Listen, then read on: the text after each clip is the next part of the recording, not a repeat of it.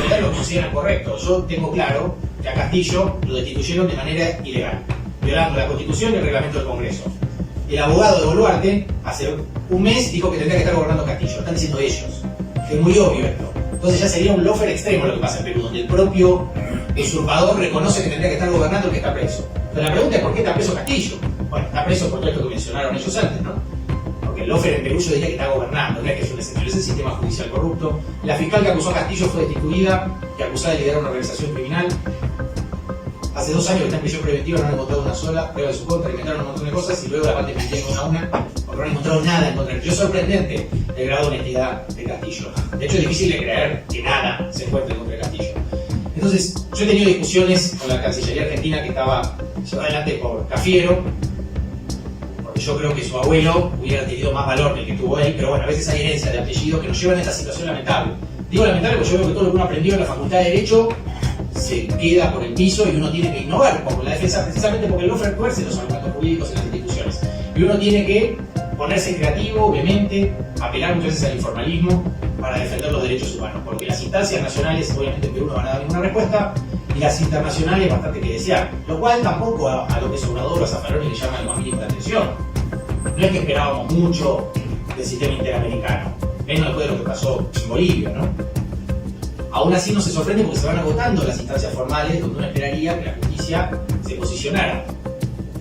Hoy, desde el punto de vista técnico y legal, no es muy difícil. Si ustedes escuchan el discurso de Castillo y aún asumiendo que ese discurso es equivocado, la Constitución peruana fija de manera clara cuáles son los pasos a seguir cuando un presidente quiere disolver el Congreso sin estar habilitado. Y no fue el procedimiento que siguió el Congreso peruano. Esto lo reconoció el propio procurador del Congreso. De hecho, la frase es notable. Él dice: es cierto, señores jueces superiores, que en stricto sensu este Congreso no respetó el procedimiento de vacancia como figura en el reglamento. Bueno, lo están diciendo ellos, o sea, que yo lo diga ya no tiene ningún sentido. Lo reconoce la voz de la presidenta, por llamarla de alguna manera. Lo reconoce el procurador del Congreso. No sé qué falta, digamos que es lo que falta. Pavarini era un criminólogo italiano, lo fuimos a ver con Zaffaroni en Polonia cuando estaba por morir, y él decía algo que a mí me da mucha gracia. Me dice: esta máquina de matar mosquitos que no funcionaba, me dice, es como el derecho penal bueno de tu amigo, por Zaffaroni, que estaba fumando en el balcón, es algo imaginario. Bueno, yo, digamos, ya sabía que el derecho penal internacional estaba lleno de agujeros, el derecho tenía agujeros, pero en el caso de Castillo, digamos, esos agujeros son un abismo, porque uno ya no sabe dónde hacer pie para defender la legalidad. Nosotros no estamos diciendo ni siquiera que no lo pueden destituir a Castillo, estamos diciendo que si lo quieren destituir, lo tienen que hacer conforme a derecho, respetando las reglas que establece la Constitución. Nada más, es algo muy básico, ¿no? No es muy difícil lo que estamos diciendo. Nadie dice que un discurso este vino que esté mal, más allá de que yo, mi opinión personal, como vicepresidente de Colombia, es que el Congreso peruano es una vergüenza. Tiene 94% de desaprobación. En ninguna democracia seria eso se sostiene. Ese Congreso fujimorista, por ejemplo, uno de los diputados que destituyó a Castillo es el que en Perú llaman el doctor Muerte. En cualquier país serio, destituyen a Castillo por incapacidad moral, que es una figura que ya había sido cuestionada internacionalmente porque es utilizada como una herramienta de extorsión por parte del Congreso. Pero yo les quiero llamar la atención más literariamente sobre otra cosa. Uno de los diputados que votó la incapacidad moral de Castillo, ustedes entienden que incapacidad moral es cualquiera que vaya contra la serie, como decía ahí, para que se entiendan. Correa, Lula, para esta lectura de la Constitución fujimorista, también son incapacitados morales porque van en contra del libre mercado. No entienden, como diría el presidente argentino. Bueno, la acusación era por incapacidad moral, y lo notable es que uno de los que vota la destitución por este motivo fue el ministro de Salud de Fujimori, que AMPAEF denuncia por las esterilizaciones forzadas de miles de mujeres en la sierra. Esa persona, que tendría que estar presa por haber cometido delito de lesa humanidad, está en el Congreso peruano y vota la destitución de Castillo por incapacidad moral. Para mí esa es como un resumen, una ironía de lo que está sucediendo en las instituciones peruanas, pero ayuda a entender cuál es la dinámica de qué sector se enfrentaba Castillo. Lo que pasa es que hay argumentos de todo tipo. Castillo no quería renovar todas las concesiones de la época de Fujimori, las privatizaciones de los 90, y justamente se renuevan en este mandato, que es el que está terminando Boluarte, que la sostiene precisamente al efecto. ¿Entienden? Hay intereses económicos muy fuertes y Castillo ya había dicho que no va a renovar nada. Bueno, evidentemente se había eyectado por el aire. Después, el Código Penal peruano, les doy algunos argumentos, digamos, para que vean en dónde nos paramos nosotros. El Código Penal peruano establece explícitamente que la tentativa no es punible. Castillo apenas da el discurso, no hubo ningún acto ejecutorio. De hecho, antes de dar su discurso le pide al ejército que abra la puerta de la plaza, como es San Martín, para que entre la gente que lo apoyaba, y el ejército lo desobedece, pero igual lo deja dar el discurso. Yo lo que escribí varias veces en textos legales que van a dormir a su juntos y se perderán en cualquier pasillo, es que ese hecho demuestra que ya antes de dar el discurso el ejército no lo obedecía a Castillo. Entonces nunca hubiera podido dar ningún golpe, ni autogolpe, ni golpe de ningún tipo. Castillo lo que me dijo a mí es lo que el pueblo me pedía. Y yo creo que tiene razón. El Congreso peruano es una vergüenza internacional. Me preocupan, como abogado progresista, ciertas fotos. La de Boric con Boluarte es un papelón que quedará para la historia. Y no es la única, no es el único papelón que va a quedar para la historia. La declaración inicial del Grupo Puebla apoyando a Boluarte también va a quedar para la historia. Esa declaración del Grupo Puebla es inadmisible y de vuelta no la firmó Milei. Entonces, como conclusión, yo diría, así como nosotros apoyamos a Correa, apoyamos a Lula, con Zaffaroni, con Evo Morales, está bueno muchas veces no dejarse confundir y tratar de ir a fondo en las causas. La acusación contra Correa es insostenible, flujo psíquico, y atribuyen. Bueno, si ustedes revisan el procedimiento con el cual fue atacado Pedro Castillo, se van a dar cuenta que independientemente del hecho que se le atribuye el procedimiento de juicio político que se siguió, es ilegal, es inconstitucional, se salteó el debido proceso. Y se lo hizo porque es un cholo, porque es el primer presidente rural en la historia del país. Entonces tiene menos garantías que los otros. Pero nuestro rol como abogados es llamar la atención sobre esto y que por lo menos Castillo sea restituido para tener un juicio político justo conforme a derecho. Y después de eso, lo pueden destituir, pero lo tienen que hacer legalmente. Cosa que hasta ahora no sucedió. A continuación va a ir el último ponente, el abogado Guido Corsato. Él es abogado especialista en derechos humanos, es también licenciado en filosofía y han tenido, yo digo, la valentía para asumir junto con Eugenio Zaffaroni la defensa internacional del presidente Pedro Castillo. Es todavía la situación de Perú, la situación política, la crisis en la que está sumida Perú, la represión, es algo que todavía lamentablemente desde el panorama internacional no se ve, no se tiene en cuenta y se desconoce profundamente. Y creo que es la labor que están haciendo de dar a conocer en el panorama internacional, que se conozca la injusticia en Perú, es una tarea ardua. Estos días que he podido verle más de cerca me consta que se está esforzando al máximo, se está dejando la piel para dar a conocer lo que está sucediendo, y es importantísimo porque es importante que la comunidad internacional, que los países también en el ámbito europeo salgan a condenar, a decir algo por lo menos de lo que está pasando en Perú. Así que muchísimas gracias, Guido.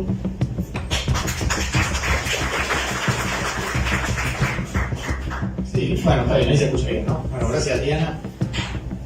Y estoy un poco dormido porque me quedé leyendo hasta tarde, de hecho, un libro de Baltasar, me quedé leyendo, muy interesante. Me mencionaba uno de los abogados que nos reunimos ayer, de Santiago, muy interesante. Bueno, digamos, hay dos maneras en general, ¿no? Ya desde uno cursa la carrera de Derecho o rinde un examen o da una clase, hay una manera cómoda y hay una manera más disruptiva de presentar los argumentos. Yo, como tengo sueño, me voy a dedicar a decir todas cosas que son incómodas, incorrectas, molestas, porque todo lo demás ya lo sabemos, cada uno sabe lo que tiene que decir. Yo podría, digamos, voy a tratar de hacer algo que nos incomoda a los que estamos acá. Para lo demás me interesa, digamos, Milei apoya a Boluarte, ese problema a mí, digamos, no me sorprende, me da igual. Me preocupan más otros actores que nosotros, todos los que estamos en esta mesa defendemos, a los cuales le tenemos mucho cariño. Y como dijo Cristina, en otro contexto, digamos, a veces hay silencios que a mí me llaman mucho la atención, y creo que esos son, digamos, al menos los puntos que yo quisiera puntualizar, porque son problemas nuestros, digamos, del progresismo en América Latina, de quienes defendemos la justicia, la jurisdicción universal, el debido proceso, como decía Julio Mayer, que es un procesalista argentino que falleció hace unos años. Julio Mayer debatía en Página 12 con Zaffaroni, que es mi maestro. Después le conté una anécdota graciosa de Zaffaroni en el Vaticano el año pasado, porque creo que tiene que ver con lo que estoy haciendo, lo que voy a hacer ahora. De hecho, había hablado justo en una conferencia en el Vaticano una jueza peruana. Yo venía de México, una situación parecida a esta, me acababa de bajar del avión, tenía sueño, mal humor, digamos, bueno, todo junto. Y justo expuso una jueza peruana un corte y después tenía que hablar yo. Parecía diseñado al efecto, ¿no? De generar que Zaffaroni se acerca en el, digamos, intervalo. Me dice, te pido por favor, estamos en el Vaticano, trata de, digamos, de no hacer tanto eje o de no responderle abiertamente a la jueza peruana, y bueno, obviamente lo dice, ¿no? Entonces yo muchas veces me pregunto si Zaffaroni me dice eso para que lo haga o para que no lo haga, porque él sabe que no lo voy a obedecer. Y la causa Castillo es bastante incómoda para el progresismo en América Latina, y a mí me preocupa porque son todas las personas. Yo le he hablado, por ejemplo, con los abogados de Lula, con Carlos Broner, con Manuel. Yo estuve en Curitiba con un pañuelo de tela de Carlotto que decía Lula libre, pero a mí la foto de Lula con Boluarte me parece que es una herida dolorosísima para el progresismo. La foto de Boluarte con Boric también, solo que ya del progresismo chileno esperamos poco. En cambio de Lula no, porque Lula, yo lo defiendo y lo hemos escrito sin pausa, le tenemos admiración, cariño, tiene un liderazgo ya natural en el progresismo regional, es una figura avasallante, y creo que eso fue un error. Creo que ahora está claro que fue un error. El problema es que había que darse cuenta antes que había sido un error. Y por eso está bueno hablar del offer de América Latina, porque incluso el Grupo Puebla, y yo lo hablé con Baltasar el otro día, también cometió un error. Y a mí me alegra, yo de hecho estaba en Roma cuando el Grupo Puebla firmó esa declaración ominosa, dándole un apoyo inicial a Boluarte, y luego de ese apoyo confirma, y son todos amigos nuestros los que firmaron ese papelón, ¿se entienden? No la firmó Milei, la firmamos nosotros, bueno, yo no, obviamente, yo estaba con Castillo y estoy con Castillo, pero la firmaron todos los referentes del progresivo. Y eso a mí, digamos, me llena de dudas y de preguntas incómodas, digamos, porque esto es lo que hacemos nosotros, es lo que hizo Baltasar cuando avanzó contra la dictadura de Pinochet, y lo hizo de manera brillante y valiente. Lo hicieron los abogados de Lula, lo hizo René, que le dicen Lula libre, con el campamento ahí en Curitiba, y yo vuelvo a insistir que a mí Lula me parece un fuera de serie. Me la pasé escribiendo, fui a Curitiba con un pañuelo de tela carroto que decía Lula libre, y me saqué una foto con sus abogados ahí, y le dije pañuelo. Pero por eso uno esperaría, como Rafael Correa, con quien también tuve una discusión en vivo de su programa, también habiendo bajado un avión sin dormir, y al día siguiente nos volvimos a ver en la casa de Zaffaroni y almorzamos, y Zaffaroni le tuvo que decir delante mío, no, Rafael, lo de Castillo es lofer también. Y yo me pregunto por qué tenemos que explicarlo tanto, no frente a la derecha, porque yo eso entiendo. Que Milei apoya a Boluarte, que Vox apoya a Boluarte, a mí me sorprende. Que Boric se le haya sacado una foto con Boluarte es un papelón. ¿Entienden? A mí me preocupa lo que están haciendo los nuestros. Zaffaroni me dijo muy bien, a él le molestaría que yo esté diciendo estas cosas, pero si digo todo lo demás está escrito en los diarios, digamos, voy a tratar de decir alguna cosa que sirva de algo para generar alguna reflexión incómoda, o generar más prevenciones de cara a lo que viene. Yo les puedo asegurar que cuando ustedes analizan la Constitución peruana y el reglamento del Congreso peruano, a Castillo lo tiraron por la ventana. Básicamente se lo sacaron rápidamente de encima. Ayer lo dije en una entrevista en la televisión española. Hay una confusión incluso en el progresismo. Yo entiendo, a mí me dicen, bueno, gente que uno quiere mucho, como Rafael Correa, José Zaffaroni, bueno, él, bueno, hay diversas cuestiones que uno debería analizar. Pero cuando uno defiende a Correa, yo he escrito también en Página 12 notas que no escribí yo, y ponía mi nombre para bancarlo a Rafael, por eso me indigna más. Yo me bajé del avión, de me fui sin dormir una entrevista, y pensé que iba a ser una entrevista amigable. No, digamos, que iba a haber zonas de penumbra respecto de la causa Castillo. Por suerte, al día siguiente, mi maestro, que es el único, digamos, que se mantiene firme como yo en la causa Castillo, entiende lo que pasó. Y ahora me voy a referir a los apoyos que sí están de manera firme y clara, que son para mí hoy la página dorada del progresismo regional, y lo hablábamos ayer en el Congreso, Petro y López Obrador. A Petro y a López Obrador no les tuve que decir nada de la causa Castillo, ¿entienden? Apenas lo vi al presidente de México, me dijo, caso de racismo claro. Listo, perfecto. Ni siquiera, digamos, los argumentos legales, un tecnicismo, sí, bueno, lo dije ya, Petro lo mismo. Entonces yo hoy siento por ellos una admiración muy alta, porque son un sostén en la causa Castillo. Honduras lo mismo, y Bolivia también. Evo Morales hace una defensa cerrada de su hermano Castillo, como él dice, Evo, en la dictadura de Boluarte le prohibió el ingreso a Bolivia, Perú. Y es una de las pocas causas donde Evo y Arce están de acuerdo. Por suerte, porque creo que nada más están de acuerdo. Pero cuando estuve en Bolivia lo vi a los dos en ciudades distintas, y en esto estaban de acuerdo. Digo que 24 horas, ¿no? Lo vi a uno en La Paz, en Casa Grande, y al otro creo que fue en Santa Cruz de la Sierra, antes de un acto, y los dos defienden a Castillo. Y luego el presidente de derecha tenían cierto, esto me explicó un peruano en Buenos Aires, que lo apoyaba. Piñera, por ejemplo, el expresidente chileno que falleció, tal vez porque tenía intereses particulares en Perú, o porque quería molestarlo a Boric y se dio cuenta que era un error de la Cancillería, vamos a decir, del gobierno progresista haber apoyado a Boluarte. Y Piñera se ve que entendía que llamar la atención sobre lo que pasaba en Perú cuando no lo hacía el gobierno de Boric era inteligente y una manera de tomarle el pelo al progresismo chileno, ¿no? Y lo hizo.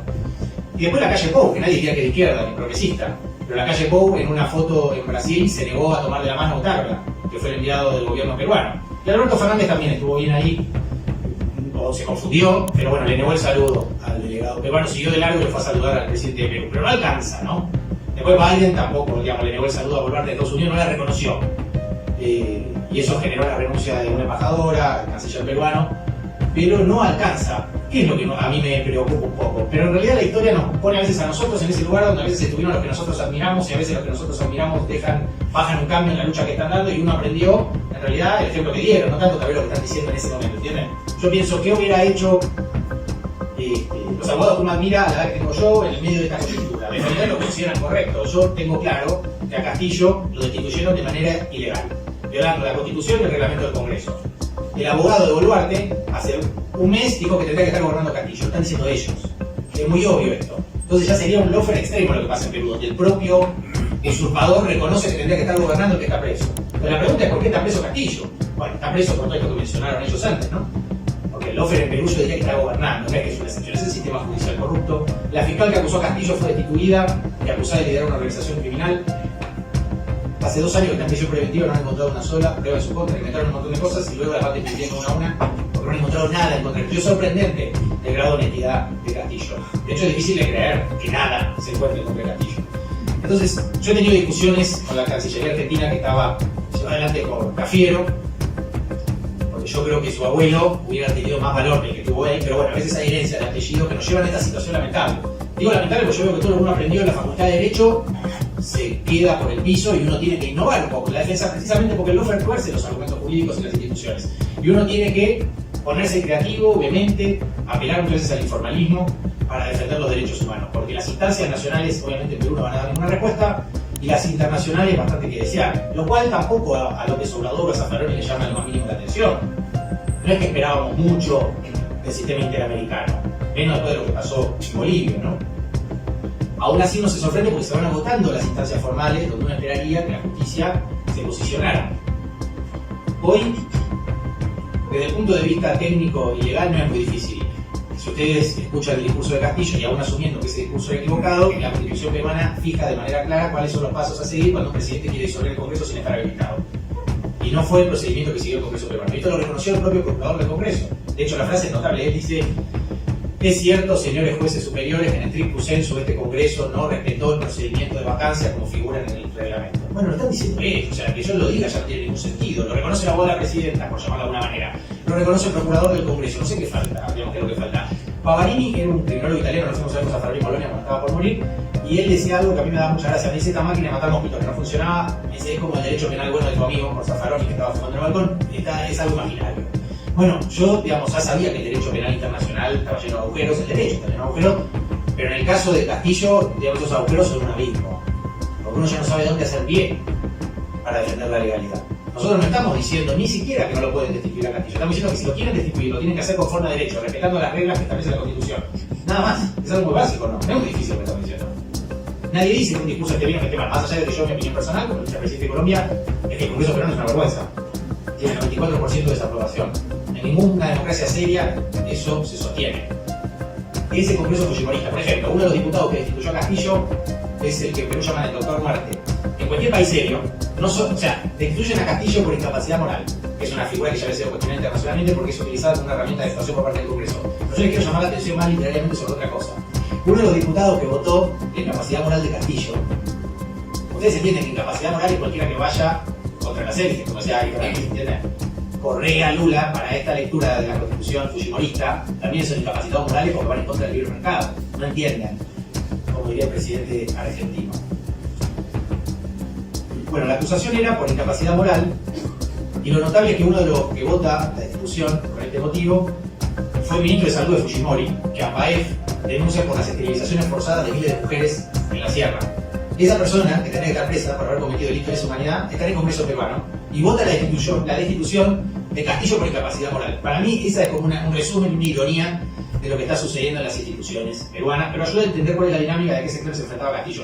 Lo que pasa es que hay argumentos de todo tipo. Castillo no quería renovar todas las concesiones de la época de Fujimori, las privatizaciones de los 90, y justamente se renuevan en este mandato, que es el que está terminando Boluarte, que la sostiene precisamente al efecto. Tienen los intereses económicos muy fuertes y Castillo ya había dicho que no iba a renovar nada. Bueno, evidentemente salió eyectado por el aire.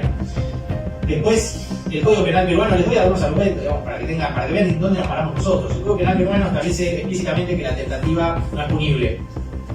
Castillo apenas da el discurso, no ningún acto ejecutorio. De hecho, antes de dar su discurso le pide al ejército que abra la puerta de la plaza con San Martín, para que entre la gente que lo apoyaba y el ejército lo desobedece, pero igual lo deja dar el discurso. Yo lo que escribí varias veces, el texto legal y que van a 2000 puntos y se perderá en cualquier pasillo, es que ese hecho demuestra que ya antes de dar el discurso el ejército no lo obedecía a Castillo. Entonces nunca hubiera podido dar ningún golpe, ni autogolpe, ni golpe de ningún tipo. Castillo lo que me dijo a mí es lo que el pueblo me pedía.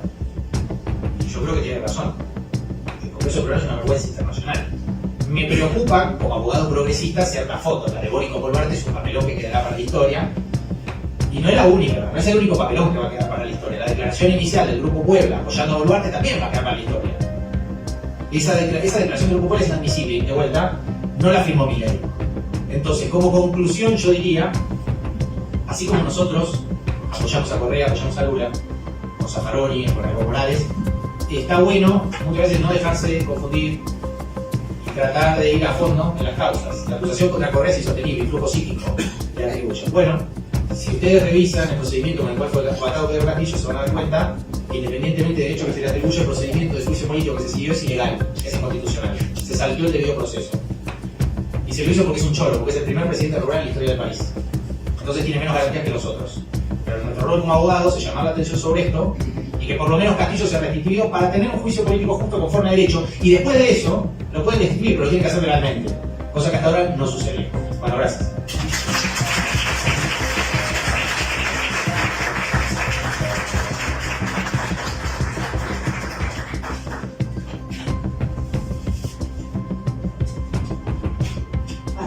Tenemos como unos 15 minutos para ahora para la intervención del público.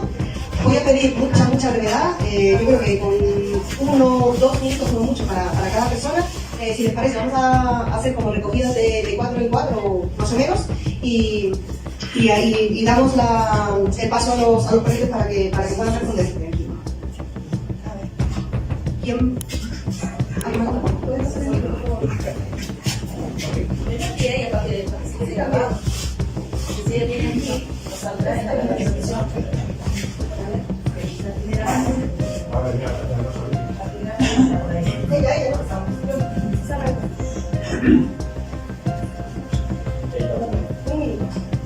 Muy buenos días, estimados amigos. Soy del Perú. Nos conocemos debido que hemos estado en la primera reunión de nuestra Madrid. Tuve la oportunidad de viajar al Perú en el mes de abril. Me entrevisté y conversé con don Pedro Castillo, mi presidente, y lo sigo considerando nuestro presidente. Dialogué y conversé mucho sin que supusieran el maltrato que me dieron los policías del Perú. Pero tuve la valentía de hablar con don Pedro Castillo. Y te digo, Guido, conversé ampliamente las cortas minutos que me dieron. Y soy sincero en decirlo. Don Pedro Castillo es un hombre inocente. Un hombre que no ha sido corrupto. Pero es una venganza de la política peruana de los señores de la derecha. Bien lo sabes. Por no haber firmado la hoja de ruta, el Organismo Internacional de Estados Unidos ordenó, desde mucho tiempo, ese golpe que nunca se ha visto en la historia del mundo, haya hecho un congreso. Es penoso y vergonzoso para mi patria peruana. Nunca en la historia se ha visto un golpe que los congresistas vean a un presidente elegido por su pueblo. Y eso quisiera decirlo, como le he dicho siempre, yo me reúno continuamente acá con mis hermanos peruanos, seguimos en la lucha y ahora nos vamos a las cortes internacionales a denunciar públicamente porque tengo vídeos. Hermanos del Perú, que saben quién hizo este golpe, fue planificado por esa criminal, esa asesina, dona Niña Peralta, conjuntamente con esos corruptos delincuentes de congresistas que tenemos, y apoyado por la fuerza armada. Guido, quisiera, con tu fuerza y tu valor, hagamos llegar un documento que lo estamos preparando a nivel de abogados españoles, denunciar y pedir el encarcelamiento a doña Dina Boluarte y a todos sus corruptos, y como también a los poderes judiciales, jueces, que no merecen ser jueces. Es una vergüenza para mi patria. Quisiera que tú, conjuntamente con los peruanos, hagamos esa denuncia a nivel, y sabemos que entendemos esa posibilidad, porque la justicia se tiene que ser en los organismos internacionales. En Perú no hay justicia. Muchas gracias.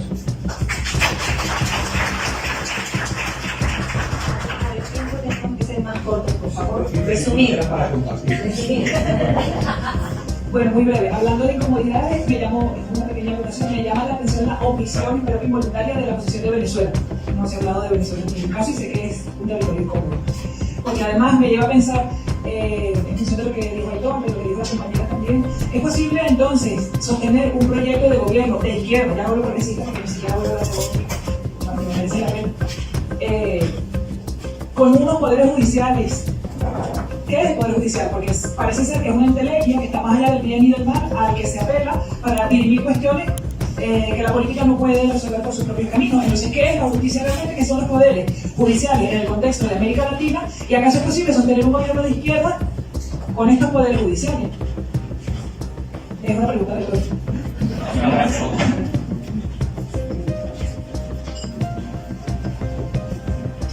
Bueno, muchas gracias. Un poco también en esa línea de hacer autocrítica desde nuestro lugar como compañeros, ¿no? A mí me parece muy interesante la reflexión que aportaba Guido, y me lleva a la conclusión de que al final el open sí es un anglicismo de facto que no provoca ningún debate, ¿no? Nadie lo tiene incorporar con las relaciones cotidianas. Es mucho más que una guerra jurídica, Silvina lo decía claramente, es una guerra contra la política. Bien, partiendo de esa conclusión, creo que debemos llegar a ese consenso. No hay razones para seguir gastándonos en la articulación de sofisticados planteamientos jurídicos, ni mucho menos. Es una guerra contra la política. Partiendo de eso, a mí me preocupa algo, ¿no? Cuando pienso en estos efectos colaterales del hombre. Está el aislamiento político, está la desafección política, está la delegitimación de la democracia liberal, pero hay uno en particular que me preocupa extremadamente, compas, y es la pérdida de foco, ¿no? Y pongo el caso de Ecuador.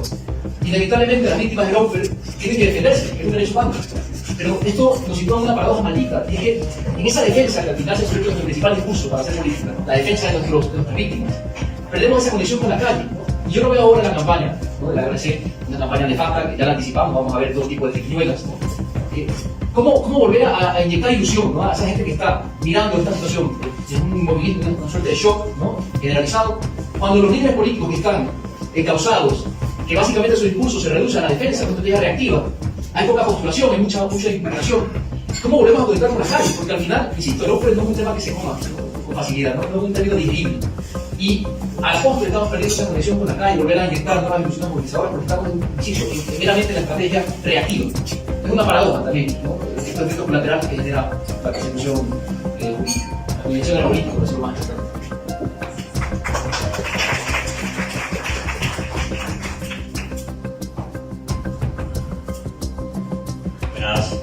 Buenas a todos, cada uno de ustedes. Primeramente, felicitar a los que están al frente por ver a la salida de llamarles compañeros y valorar ese trabajo, dedicación que hacen. No todos los primeros de la clase logran posicionarse en las luchas de las causas de los pueblos civilios, de la clase trabajadora.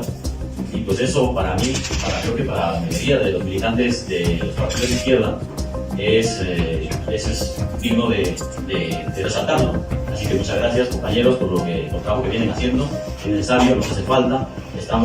Creo que las personas de izquierda estamos en nuestras islas, y eso es un problema. También creo que hoy en día tenemos que aprender a buscar las causas pequeñas que nos unen, y estamos casi siempre resaltando lo que nos separa, resaltando siempre lo que nos divide.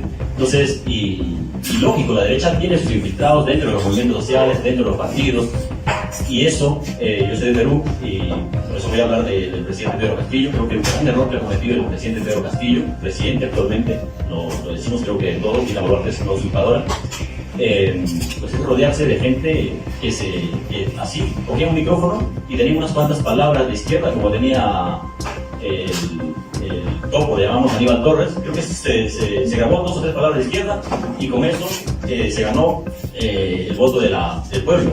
Y es uno de los que, para mí, Castillo se ha rodeado de ministros de derecha, casi todos. De hecho, a Béjar, a Bellido.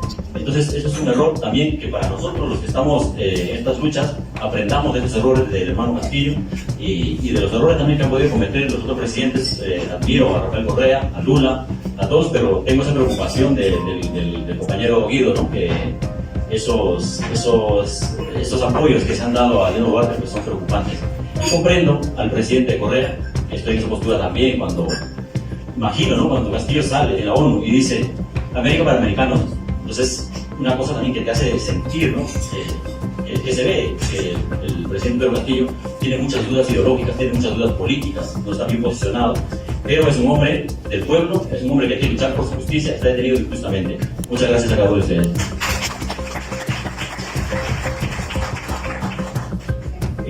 Mi nombre es Iván.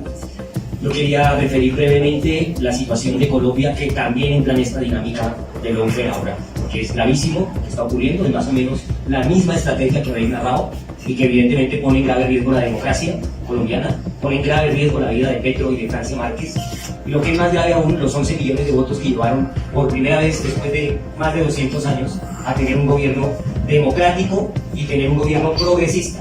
No podemos decir ni siquiera de izquierda, progresista.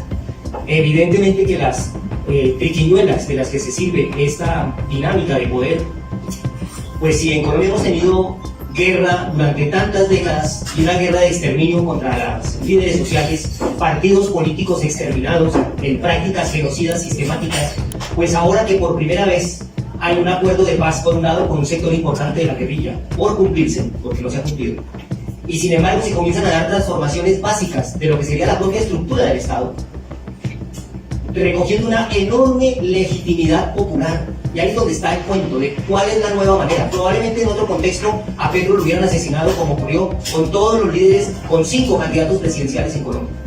Pero esta vez yo creo que estamos entrando en otra dinámica. En una dinámica en la cual lo que quieren poner en juego es esa patrimonialización de las instituciones por parte de la derecha. No resisten que pueda haber nadie distinto a ellos para mantenerse. Así que esa es la perspectiva y yo invitaría este domingo a las 5 de la tarde, nos vamos a juntar la colombianidad con todos los que quieran, ahí en Puerta de Alcalá, les esperamos a todas y a todos, precisamente para denunciar desde la calle esto que está ocurriendo.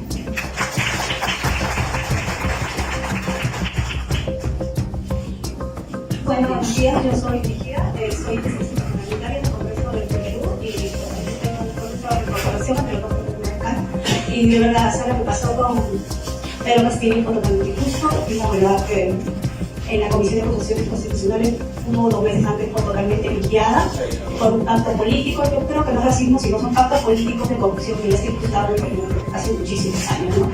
Que vienen con concesiones desde Estados Unidos y muchos países que ya tienen esto muchísimos años, y el Jurado Nacional de Elecciones, como el hombre ya lo saben, y desde los momentos de las elecciones ya es una cuestión demasiado dudosa, yo diría, ¿no? Porque como que la votación se pelea voto a voto y cada día es más difícil elegir una verdadera elección, ¿no?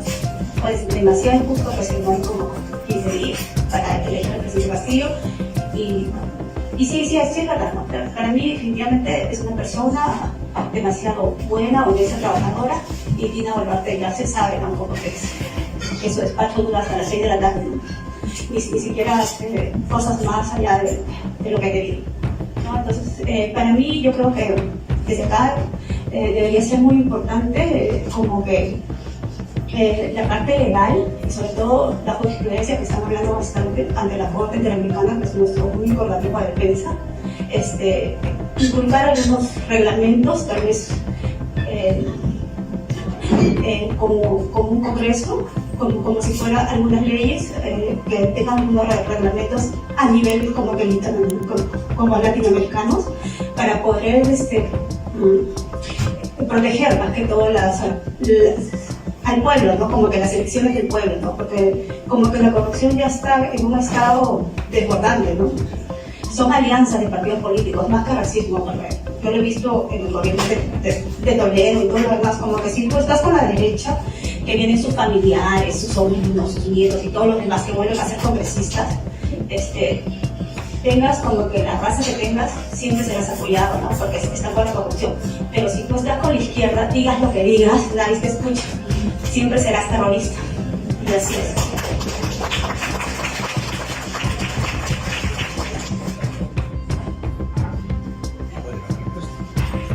Muy buenas a todos y a todas. Primeramente, mi nombre es Luis Rodríguez, como defensor de los derechos humanos. Agradecer a todos los panelistas, a los abogados, y decir que detrás de este equipo de abogados que hay tenemos a nuestra abogada también, Sonia Vera, que está luchando por todos los derechos de esta persecución que tenemos en Ecuador principalmente, ¿no? Y es una injusticia lo que está pasando en Latinoamérica, y tenemos que hacer un llamado, y llamo a la unidad más que nunca para poder combatir estos atropellos a los derechos humanos, y pedir un aplauso a todos los defensores y a todos los abogados y a todo el equipo y a todos los que están presentes y a los que nos están viendo, un aplauso por ser defensores de la verdad, defensores de los derechos humanos. Muchas gracias.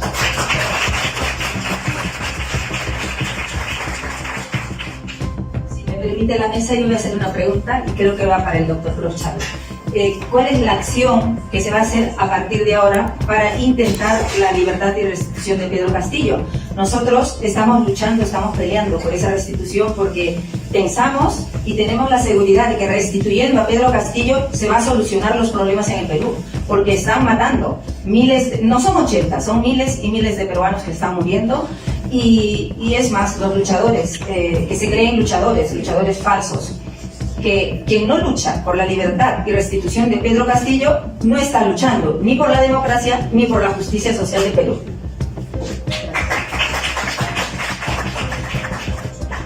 Tengo aquí una pregunta que siento que nos ha llegado por las redes sociales y es que nos hace una pregunta de nombre. ¿Qué propone hacer para luchar contra el uso de la ley para difamar? ¿Cómo podríamos evitar que la ley sea usada mal? Si les parece, y de paso ya cerramos, hacemos una ronda de derecha a izquierda de 3 minutos para como modo de responder y también de cerrar y ya comenzamos.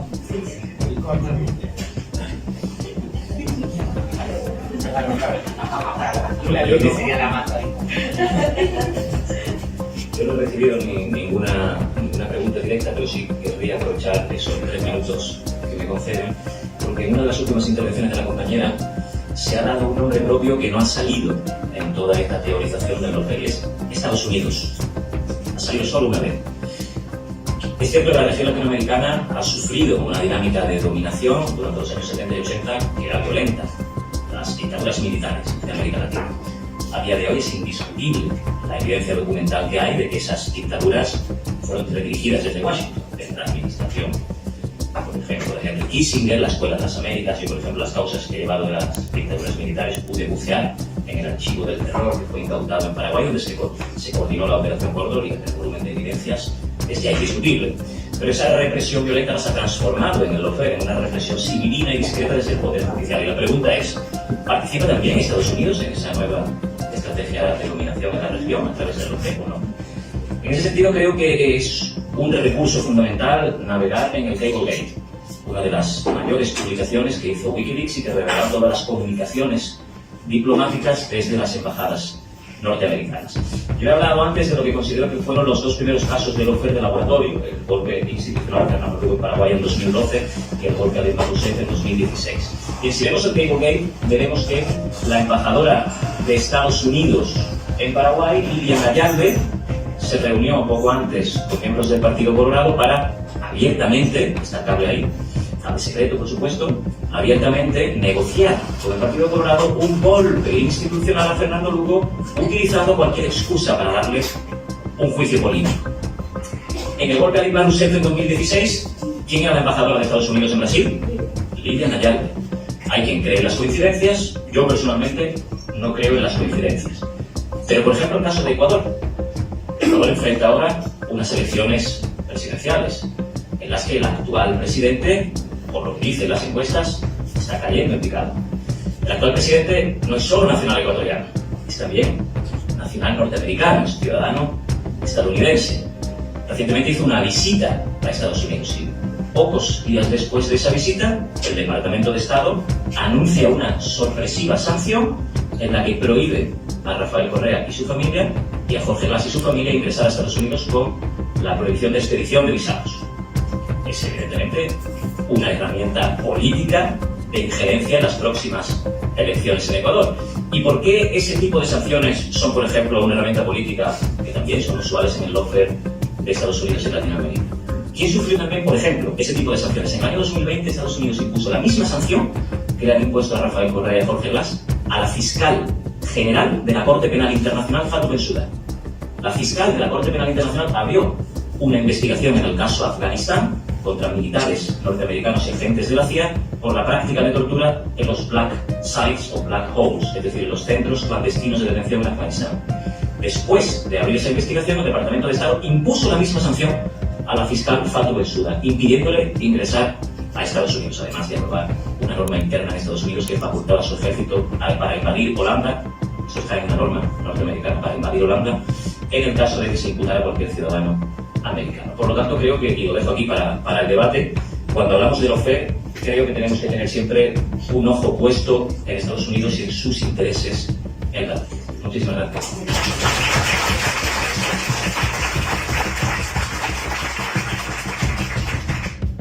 voy a agregar a lo que dijo Héctor, que Perú es el país que más asistencia recibió de la Agencia Internacional para el Desarrollo y del Banco Interamericano de Desarrollo durante la década del 80 y 90 para la reforma judicial, en este contexto de modernización de los estados. Y está bueno porque este dato lo pone el Wilson Center, no lo pone desde Venezuela, que entonces sería mentira. No, lo dicen ellos. Y la cuestión es, ¿para qué sirvió esa reforma? ¿Qué tipo de poder judicial, qué tipo de institucionalidad generó? Y es un problemón eso, porque el principal es, o sea, nuestros jueces y fiscales están formados principalmente por organismos vinculados al gobierno e incluso al sector privado estadounidense. Uno de los cursos lo da la OEA, por ejemplo, pero cuando quisimos ver en los observatorios quiénes fueron los cursos no tenemos el nombre. Pero hay una institucionalidad generada en torno a la asistencia y formación de nuestros jueces, por lo menos desde la Guerra Fría hasta ahora. Entonces, no es sorpresivo, como dice que no hay casualidad. Dicen que están haciendo bien. Dicen, no hay contra corrupción, ¿no? Pero ¿qué justicia está pensando? ¿Cuál es el modelo de justicia estadounidense? ¿Nos sirve a nosotros? ¿Qué? Esa sociedad, ¿cierto? ¿Es el modelo que seguimos? Bueno, Dios mío. Y ahí viene el tema, y acá sí discuto con director de la unidad. Errores en la política, tenemos en la política de izquierda, no sé, miles de millones, podemos empezar por Jacobo Arbenz, en su derrocamiento de 1954, si entregó o no entregó las armas a los militantes para que defendieran la invasión armada desde Honduras. Miren, estuve con los militantes ahí que tenían 80 años y había discusión todavía sobre eso. Muy interesante, ahí fue el primer operativo de guerra psicológica tal cual, que es la base de la guerra por los corazones y las mentes. Por eso apenas también los medios de comunicación. Entonces, sí creo que ante los errores, y bien señalados por Guido y por otros compañeros, bueno, vamos a salir del paso y vamos a buscar que esa gente que cometió los errores ahora se una, porque si no necesitamos unidad urgente. La derecha y la ultraderecha están avanzando y ellos tienen poder fáctico. Así que más que nos pese, busquemos unidad, busquemos que salvó UNASUR. UNASUR fue el organismo que salió cuando estuvo en el CELASH. Digamos, y seguramente tuvieron interna, que se le va todo y dice sí, vamos. No, están negociando todo el tiempo. Pero sí me parece que es importante apostar por unidad. Y si hay controversia con Castillo, no vamos a hablar de Venezuela, compañera. Es como una mala palabra, ¿no? Pero ¿dónde empezó el progresismo? ¿Dónde empezó Chávez y el ego? Y sí, si nos vamos olvidando, perdemos. Y una cuestión más, ¿cómo resolver esto? Dice, bueno, ¿qué hace la gente? ¿Qué hacemos? Si tenemos tantos jueces corruptos, los jueces eso se ve ahí porque como dijo una compañera, digamos, son parte de una oligarquía en América Latina. Digamos, yo tengo una hermana que es abogada, nunca va a ser juez de la Corte Suprema, está atendiendo derecho penal en Córdoba, en el juzgado número 2, no sé. No va. Entonces, ¿qué se puede hacer? Reformas judiciales, tenemos que hacer reformas en los medios de comunicación, que los gobiernos que la ropan son los que plantean eso, ¿no? Las leyes para desmonopolizar los medios de comunicación. Pero mientras que hacemos participación política y ética. Yo le digo, si hay algo que le da miedo a la élite es ver a la gente en la calle. Y sí, y si vamos de nuevo, es así. No, otra vez, hay que empujar, hay que presionar. No, digamos, hay ciertas estructuras de la derecha. La derecha se va comiendo las instituciones. Mira que si me voy a comer al Estado de adentro. No, mire, a ver si te dejamos, no. El Estado está en disputa y tiene que ser a beneficio de la mayoría, que otra vez vuelvo a repetir porque parece que lo olvidamos. Es, digamos, uno de los continentes más desiguales, tenemos necesidades básicas insatisfechas en la mayoría o en buena parte de la población. Las infancias, estamos postergando sistemáticamente cada vez que pasan las infancias en América Latina. Entonces, ¿qué hacemos? Ese tipo de participación. Hay que estar en las redes sociales, también hay que estar en las redes sociales, en los medios disputamos también todo lo que podamos hacer y después también ir a votar. Y que la alta política baje, que esté en los barrios, que esté con la gente, que escuche, y en esa conexión, que fuimos llegando por lo progresismo, no llega de algo. Así que con eso es lo único que quiero decir. Gracias.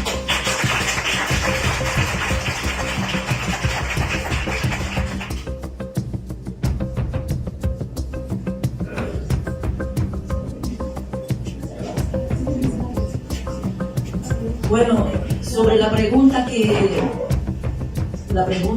vino de las redes sociales, pues lo que queremos es que la oferta sea crimen, sea considerado crimen. ¿No? Y tenemos ese proyecto, presentar ese proyecto, ¿no? Para pedir que sea crimen y amnistiar a las víctimas, intentar liberar a las víctimas. Yo creo que es lo que tenemos que intentar hacer, luchando juntos. Podemos conseguir. Gracias. Bueno, yo creo que podemos concluir con lo que dijo ella, digamos. Así que me suscribo totalmente, está a la izquierda de todo el panel con la camiseta de Lula, así que creo que está bien así, ¿no?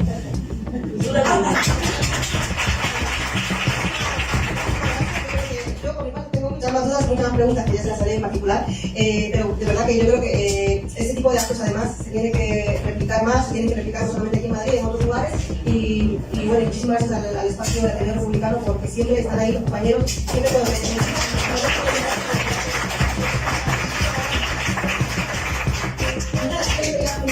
y si les parece, si nos podemos tomar aquí una foto, ahora que eso. Sí, pero Que podemos Sí, hacerlo pero- el domingo continuamos. Y lo voy a ayudar. Muy bien, pero antes de Libertad para Pedro Castillo. Libertad para Pedro Castillo. Libertad para Pedro Castillo. Libertad para Jorge Lagas. Libertad para Jorge Lagas. Y abajo la dictadura de Dina Boluarte. ¡Abajo! Muchísimas gracias a todos y simplemente recordaros que la próxima semana continúa la Semana Cultural de Vallecas, que es una semana, como habéis visto, bastante larga.